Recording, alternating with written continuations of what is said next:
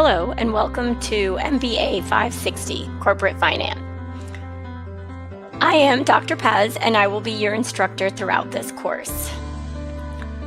Throughout the course, you will be introduced to concepts that are important to assess the financial success of a corporation. Some of these concepts that we're going to cover include investment capital, investment strategies, dividend policy, and short and long-term planning.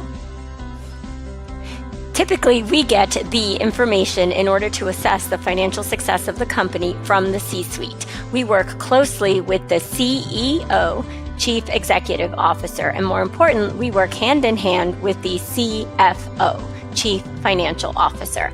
I was able to serve in that role for 5 years. The main tool that we use in order to determine the corporate financial health of the organization is the financial statements. We rely heavily on the balance sheet or the statement of financial position, the income statement, often referred to as the P&L or profit and loss, and we especially rely on the statement of cash flows to determine operating cash flows and free cash flows. An additional analysis we use with the financial statements is often the ratios. As you can see here, we have several ratios. The one we focus on mainly is the liquidity ratios, such as the quick ratio or asset test ratio and current ratio. Working capital ratio becomes quite handy to understand the operating cash flows. We also look at profitability and leverage ratios as well.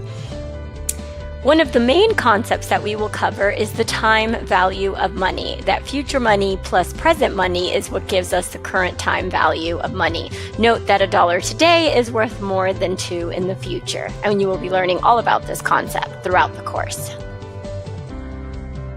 The time value of money is one of the most fundamental concepts in finance, and it's based on the notion that you receive a sum of money in the future is less valuable than receiving that sum today.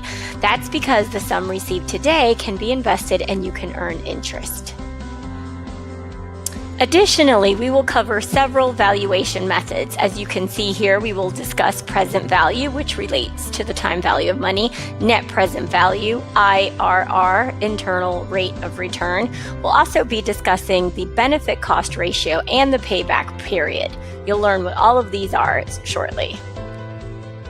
A pivotal concept in corporate finance is the cost of capital and discount rates.